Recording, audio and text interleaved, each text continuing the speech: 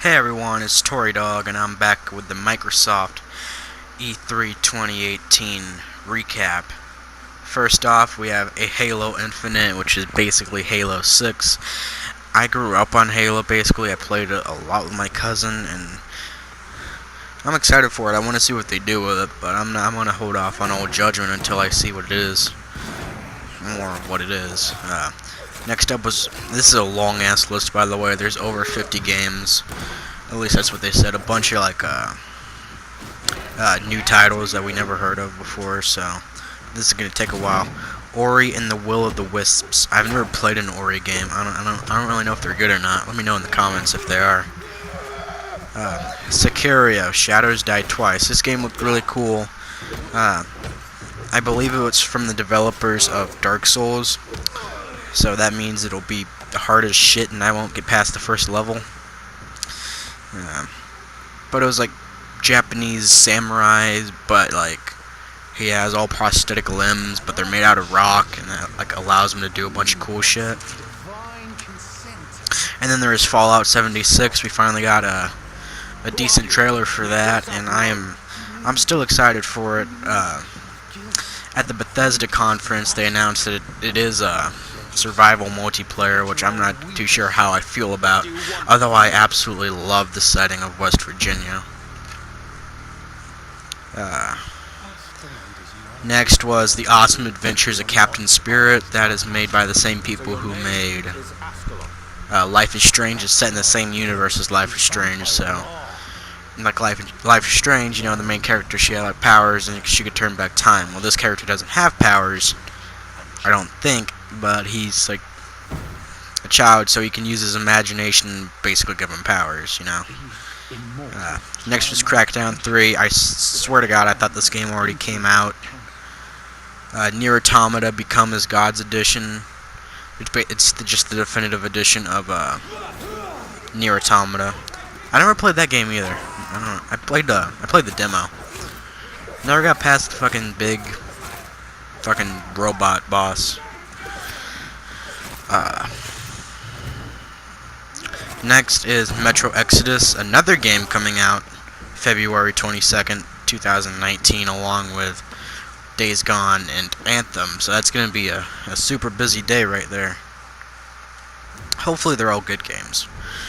Next is Kingdom Hearts 3. That comes out January 22nd, I want to say. I've never been a big Kingdom Hearts fan. I get yelled at by my friends basically every day for it. I don't know, it just never clicked with me. Maybe it was because I didn't play it as a child or something. So yeah, I never really had that nostalgia for it. I'm sorry to disturb you. Next was Sea of Thieves DLC. Hey, maybe there'll finally be something to do in that game, huh? Let's not kid ourselves. And then we got another trailer for Battlefield 5. I'm pretty sure it was a different trailer anyway.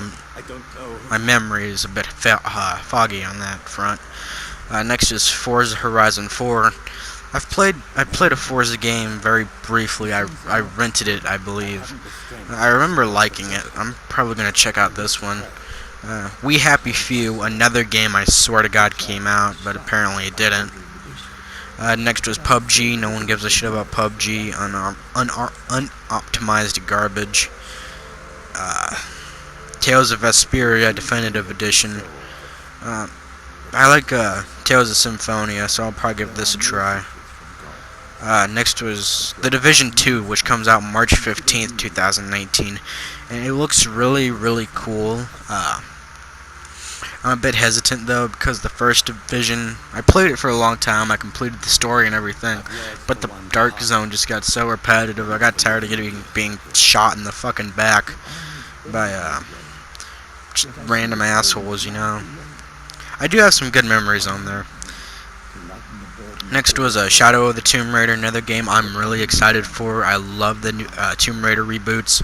I have both the games. I have the Tomb Raider on PS3, and I have a special edition of Rise of the Tomb Raider right behind me.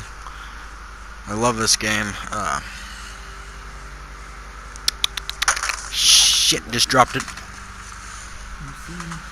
Next is Session, which it kind of looks like a spiritual successor to Skate, which a lot of people are asking for this year. So I really hope that's good. I have some good memories with Skate. Once again, played it with my cousin. Next was Black Desert. I know this game's been out on PC for a while. It's like Korean MMO. I know it was like you had to have a really good PC to run it well. Next was Devil May Cry 5. I've never played a Devil May Cry game, so I hope this appeases fans. I'll be pretty neutral on it though. So next is Cuphead Delicious Last Course.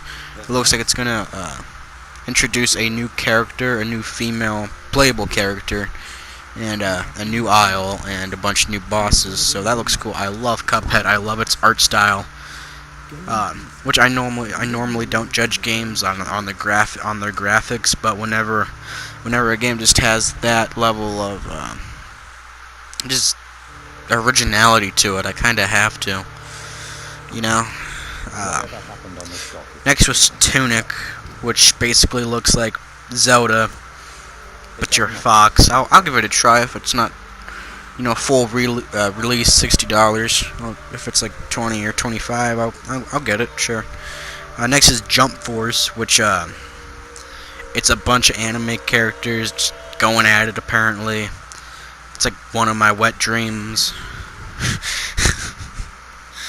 Next was Dying Light 2, which I really did not expect because they're still supporting the first Dying Light. This one takes place like 15 years after the first one ended. I'm assuming whenever Kyle Crane got out of I think that's what the main character's name was. Kyle Crane got out of the city of Haran and started to spread the infection to the rest of the world.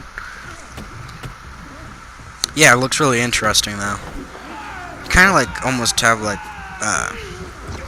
medieval looking weapons. Like, I say medieval not as in like the Dark Ages, as in like they look crude and kind of like strung together on a whim almost.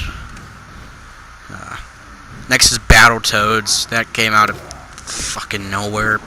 We haven't seen a Battletoads entry in like fucking 20 years, I think, unless you count Rare Replay. I think it was on Rare Replay.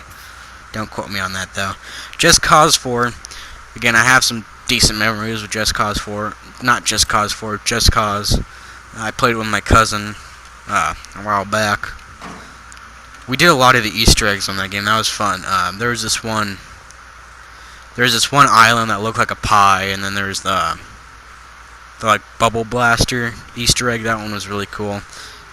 Had no use whatsoever, but it was cool. And then I was watching it, and I was watching the press conference, and I saw the Gears logo pop up on the screen, and I got so fucking excited. And then I see this like Funko Pop character pop up on screen, and I'm like, the shit is this?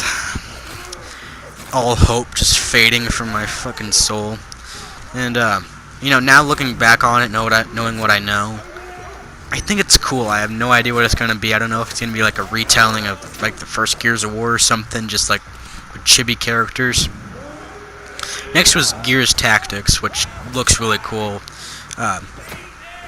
I love like tactical games like that, and set in the Gears of War universe. I love the Gears of War universe, so that'll be awesome. And next was what I was waiting for the entire conference, which was Gears 5. I love Gears 4. I love Gears 3, 2, 1. What was the Judgment Day? I think that was like the one that came in between 3 and 4. I didn't play it, but I heard that one wasn't too great. I'll have to play it someday though.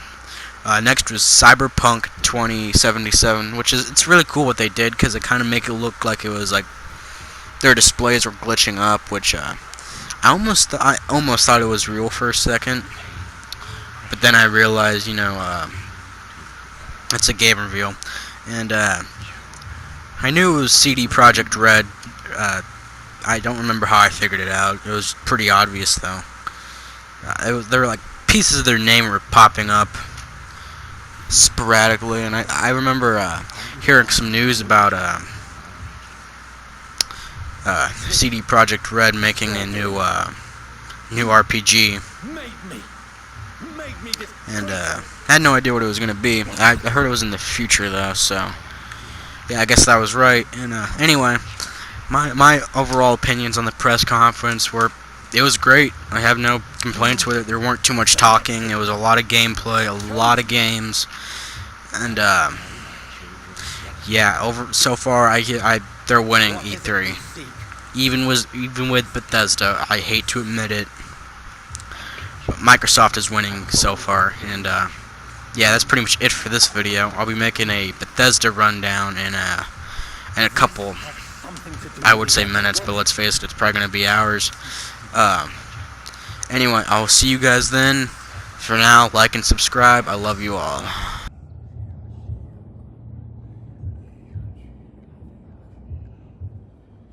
I've had enough of others making decisions for me, pretending to know how I should feel or behave. So the vampire who made me is some sort of disembodied entity? Or was he just projecting this vision in my mind? Maybe Edgar can help me with this one.